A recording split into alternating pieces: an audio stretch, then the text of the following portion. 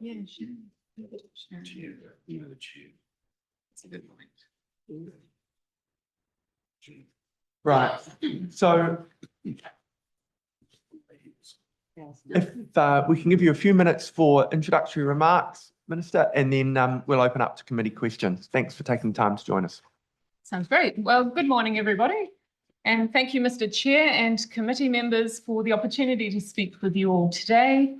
I will briefly update you on the progress WorkSafe has made in delivering the government's health and safety reform priorities during 2024-25, and then take your questions.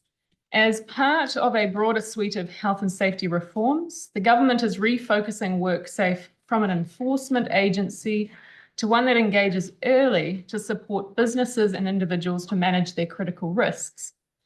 These reforms are essential to creating safer workplaces and ensuring regulation is proportionate, practical, and consistent.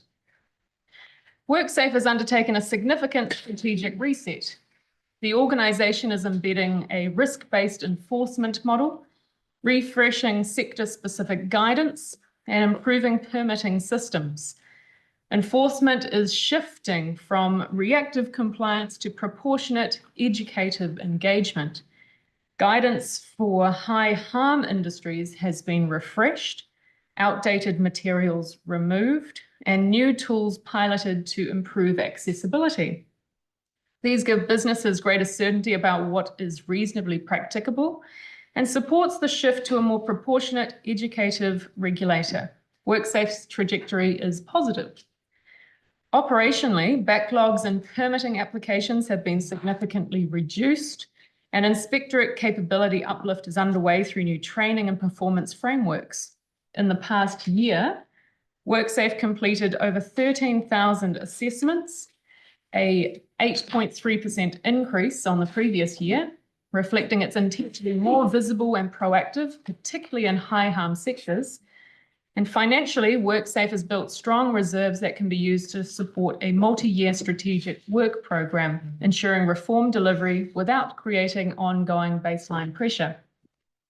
I have recently strengthened the governance of the organisation by appointing a new chair and 2 new board members. These appointments follow an earlier refresh of board skills in 2024.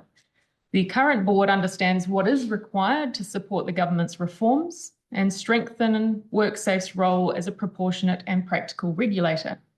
In summary, WorkSafe is making tangible progress with strong governance, clear strategy, and a commitment to proportionate and practical regulation. I'm confident WorkSafe is well positioned to deliver the outcomes we expect and support safer workplaces across New Zealand in the coming years. And I'm very happy to take your questions. Thanks, Minister. First question is from Lawrence Zeno. Thank you, Chair. I just have a couple of questions for the Minister on the thing that Minister mentions right in the end. First of all, thank you for coming, Minister. In terms of the board, and you mentioned that you have appointed 3 new members of the board, including the new chair, but it is also apparent that there are now no longer worker representation on that board. Is that a concern for the Minister? Well, I think that's a misinterpretation of the board and the appointments to it. We do have a worker representative. His name is Mr. Alderson, who is a chartered accountant. He has been the Chief Executive of Construction Health and Safety New Zealand. He's also been a director of Mates in Construction and has also done work with unions. So he brings, I think, a really important perspective for the worker perspective for the board, being that we heard through the roadshow from a lot of small businesses and people who are workers in small businesses that they don't feel like they have the support that they need, that a large business might have, or workers in a large business might have. And so we also know that construction is a very high harm area and industry. So I think having someone with practical skills, the reality of what it's like to be a worker on a construction site is very valuable for the board. Can I just check then, follow-up question? So from what I'm sounding, is there anyone there then on that board from a union background or from, yeah? I haven't specifically asked them that. Okay. You could ask them that yourself, but that's not been one of the things that I've requested people disclose. Sure. Just final question on this. Did any of the outgoing board members ask to stay on? Is it a process that you've undertaken? I don't believe it would be appropriate to disclose that sort of information, given that the board process and appointments there's only a small number of people on it, and I believe that would be personal information that I'm not able to disclose. There's a sup from Parmjit. Supplementary. Minister, you mentioned about the construction industry. And construction industry, as we know, is a high-risk industry. And you also mentioned small businesses. So from your statement, it looks like you have done some work in that space. Can you tell us what has happened? Yes, so when we did the reforms and as well as WorkSafe having its strategic reset, we thought it was very important to focus on critical risk and making sure that that's defined within the law. That definition is still coming because that's still sitting with PCO, but also making sure that we are identifying those very high harm or high hazard industries and working with them to identify what those risks are, to help people upskill, to get guidance much earlier. And within the construction sector, WorkSafe will be working with the construction sector to develop what's called an approved code of practice, as well as working on other guidance for things like scaffolding. I think this is really important because we know that we have a large number of small businesses in New Zealand who don't have the same resources as some larger companies, but we also know that too many people are dying within agriculture, forestry and construction. Thank you. Jan. Oh, thank you, Minister. Just a follow-up on Lawrence's question. Very limited worker representation there on the board, but just wondering, as WorkSafe has a commitment to underserved communities, what's the makeup of the board to do with Māori, Pacific, those underserved communities? Anybody on there that has that lived knowledge? Look, I haven't specifically asked people for outlining their ethnicity or how they might identify themselves. I've looked at what skills that they would bring to the board, and I think that's more important. When it comes to us identifying areas of high harm and what we can do to actually reduce deaths across the country, I would note that over the last few years, there has been a significant reduction in deaths, especially in the Māori populace. If you'll give me time, I'll attempt to find some. I don't need that now because we'll probably go into that with WorkSafe themselves. Okay. Yeah. Vanessa.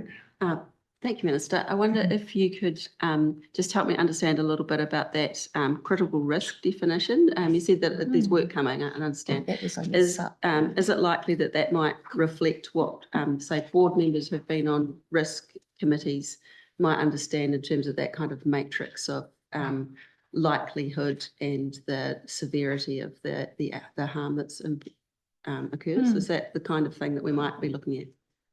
Yes, so one of the things that we wanted to ensure was happening across the health and safety part of any workplace was that people are focusing on identifying and managing or eliminating actions that could cause death, where it's not possible to eliminate them, to manage that risk, to manage serious injury and serious illness. Now, as part of that, our PCO drafters are working through how we will specifically define that in law, and so I can't give the committee any specificity until we actually see that drafting come back for the first reading. But one of the intentions here is that where there have been specific regulations that identify very specific risks that must be managed for critical risk, for example, in mining and quarrying, that those things still stand as part of that regulation and definition of critical risk. And then we've got Lawrence, you had a thought. One sub, just on the board structure again, and I hear what the minister is saying in terms of those are not specific things that you are looking for. But one of the key things when it comes to board is its relatability to the everyday workers, because they are the ones who are most at risk when it comes to health and safety. How then do you ensure that if those kind of things like lived experience or again, I don't know the person specifically, and we can ask later, but the everyday worker generally don't consider a chief executive or a director of a company as a relatable person in terms of everyday working experience. So what reassurance do you have to ensure that the board is relatable to the people? What a strange question. But look, boards, and they're not supposed to seem relatable. They're supposed to provide due diligence and governance and strategic oversight to a chief executive and to an organization. Most people have never encountered board members in any normal circumstance. They are there to set the strategic oversight for the organization. I can give you absolute faith, though, given that I've met Chris Alderson, that he is an outstanding individual. He seems exceedingly highly respected within his group. And the feedback that I've had online and in person is that he'll be very welcomed into the role because of his great work trying to uphold high safety standards within the construction industry, because of his desire to not see people harmed at work. I just suggest to the member that potentially if they have a concern, they should attempt to meet Mr. Alderson. But second to that, the chair of the committee, I think, will bring great gravitas to the role as well, because aside from construction, we know that one of the highest harm areas that we have is agriculture. And thank you for that.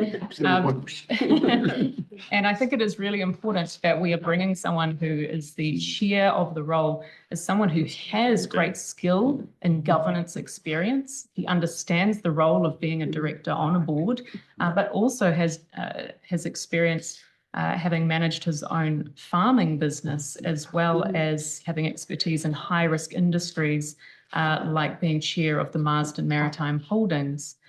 So, he's been in the primary sector and the port sector, as well as having a range of governance experience that he'll bring to the board. And I think that, more than anything, is what we should be looking for boards. They are not necessarily there to have individual interactions to just form a part of representation. Right. Be represented. Grant McCullum's question. That she just the question was about the fact that Bring chair's that, got experience in the farming sector, being a farmer and a small businessman himself. So that was thank you for highlighting that. Shannon, would you like to ask your question? Oh, no, it's just sort of a follow-up to that was, surely you would believe that a board has to represent the communities of which it represents, whether that be employers or workers or... I believe the role of the board is to Cultural set strategic competencies. oversight and to do a good job in governance and due diligence and the responsibilities under the law. It's not my view that we should be appointing people just because they are a specific ethnicity, a I specific said gender, that. or a specific Those are your words, age. It's Minister. based on competence. I've got The a, role of cultural being competence. to be a role of a governor. he wants to ask a question. Just a final sup then on this. Is there anything in the Act that requires the board to be representative of the community? Not of the community. We will move on to the primary from Jan. Thank you. And thank you, Minister, for mentioning the changes that you have introduced. You're talking about that they will reduce death and serious injury, but that's not what the advice that came through from officials said to you. WorkSafe cautioned you and said that an internal review found no evidence that the changes would actually reduce injuries or deaths. So what evidence are you basing your hypothesis on that it will? And are you concerned about that advice coming through and rethinking where you might be going? No, I'm not rethinking where I'm going. Look, I think in part, it is always very difficult to predict what would happen when you're dealing with a system where there is a lot of accident that it can occur. You have individual actions rather than just, a government action. And you also have to ensure that if the law changes, that people are actually going to enforce and go along with the law. So you have a lot that you can't necessarily try and predict. But to give you a bit of confidence of where we are heading, because when we were out on the roadshow, what we heard was very different to some of the advice that came through from officials, which is that there are a large number of people in our community that feel uncertain and unconfident of how to keep their staff safe and know what they need to be doing to comply with the law and to keep their workers safe. And I was very heartened to see that SiteSafe, which is an organisation representing the construction sector with over 6,000 member businesses and training 78,000 learners in health and safety, did a survey in response to the direction of travel of these reforms and found that 85% of them agreed there needs to be more focus on critical risks. 95% respondents agreed that there should be clearer guidance available. 95% agree that there should be more use of approved codes of practices. And 79% agree there should be a clearer distinction between the roles of management and governance. And so that very strongly aligns with what I was hearing out in the community. Now, we don't have access to survey data from every industry, but it is very heartening to see that's what's coming out of one of our most high-risk industries, that they are looking for more guidance and they're looking for that clearer definition of critical risk. I'm pleased you've brought that up, Minister, because we've got Business New Zealand unions and safety experts that have signed letters to you to say that that is absolutely correct, but it's not the broad guidance that they're looking for, because as WorkSafe themselves have cautioned that having that rather than regulation could create loopholes for people that and companies that are engaged in unsafe practices. What they've been calling out for is the secondary legislation through regulation. And there needs to be a mixture of both. And what we have not got in this country is that secondary legislation and regulations. Why have you gone down that track that could create loopholes, as the people that are the experts in this have cautioned you would happen, rather than them putting in that broad guidance? Why have you not gone down that track of putting regulations in?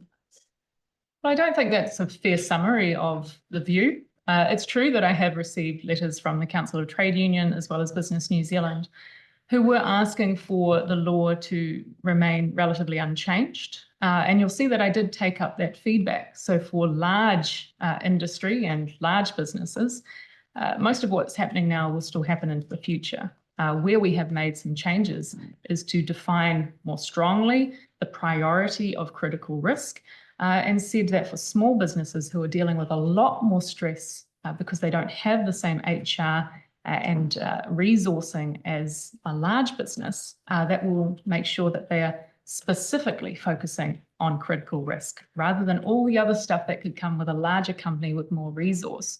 But I would also suggest that it's not the case that an approved code of practice is not welcome. I would also suggest that that was one of the recommendations of the Pike River inquiry. Absolutely. Last With regulations, why is the approved code of practice relevant in law? Is it a legal binding document in law as opposed to a regulation, which is? We will be looking at more use of approved codes of practices to give those businesses more security of what it is that they do need to comply. We are not removing regulation. We're simply saying that for those areas of, I'm sorry, what was that? I said you can't if it's not there. You can't remove it if regulation's not there and not existing. And did the previous government actually do that? No, I know. Jan. I'm not answering. No, well, she's just But can we asking. let her finish? Yeah. I'll give you a last sup and then we're going to move quite on. Yeah, I'm look, quite it's open not my about fault that, that the Minister. previous government didn't do enough on health and safety. I'm quite open about the fact that we didn't get as far in regulations as we wanted to. I'm very What I'm glad. asking you is why didn't you carry that work on? Okay, last comment. and We then I'm are gonna do actually time doing share. a lot more work in this space for health and safety to give guidance and clarity than than the previous governments did.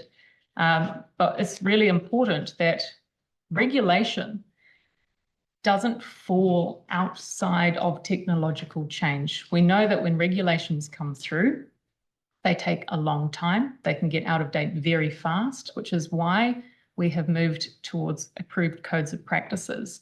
Because if you look at, for example, even the forestry sector, the approved code of practice that was signed about 10 years ago became out of date with new technology. So we have signed this year a new approved code of practice, which didn't then need to go all the way through a regulation change. Okay, Parmjit. Yeah, Minister, with the guidance approach, that would mean that there will be need for more frontline people, like inspectors. Can you tell us if you are hearing that and if something has happened in that space? Yeah, absolutely. Look, one of the things that I've heard a lot across business and workers is this belief that WorkSafe has been underfunded because they haven't seen that frontline resource in the community. While we have seen the number of staff within WorkSafe decrease over the last few years, the number of inspectors and frontline roles is increasing. And I believe we are on track to have the highest number of inspectors ever. But Sharon, you might wish to speak to that. Yeah, that's absolutely true. And I can run through some numbers a bit later on, but yes, we have over 200 inspectors, another 40 in training, another 20 coming on. So that would be the highest we've had. That's great. Lawrence to Sup, and then we'll go into primary. Thank you. Minister, just want to check in terms of what you said. So what you are saying is that instead of regulations, you've got guidelines and code of practice. But I think the main thing that I'm looking for here is accountability. So regulations has a legal binding sort of ability. And if WorkSafe does come in and they violate the regulations, there are some consequences for people for violating the regulations. Would you be able to say that accountability to the code of practice and guidance is as stringent as it would be for regulation? Well, I think what is really important here is that Yes or no? we are actually focusing on the high hazard areas and working with them to determine what it is that should be good practice. And it's going to take us a long time, and clearly was what the previous government would have found as well, would take a long time to do nothing in terms of creating new regulations versus working with industry to set those standards as approved codes of practice. So what you'll be seeing under this government is more work to define what would be good practice than we have seen in the previous 6 years. I agree. but- Lawrence, go to your primary, Okay. because otherwise we're going to run out of time. Yeah, thanks, Chair. Fair enough. Minister, can you actually talk us through your appointment process for ERA, for the Employment Relations Authority, and how do you manage conflict of interest? So, Mr. Chair, would that be out of scope given this is a WorkSafe It appropriation would be, question? Okay, and we can go with another you need to one. tie it into the annual review as well. So in terms of from a WorkSafe now, just checking, is employment off limit for the purpose of this review? Just seeking your guidance. It would, so WorkSafe this and would need to be about health and WorkSafe. safety, WorkSafe, the annual review or strategic intentions since the end of the annual period. Okay, cool. If you don't have one, I'll go to Yeah, Jen. we'll go to Jen. Minister, do you have a target ratio of number of inspectors, WorkSafe inspectors?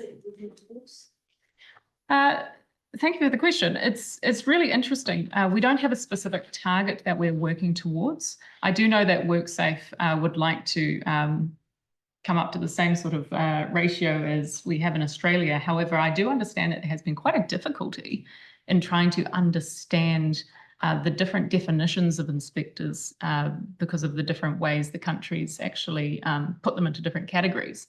But I would also note the International Labour Organization no longer recommends any country move towards ratio figures for what we should be attempting to achieve because of the difference between those different countries and jurisdictions and the requirements.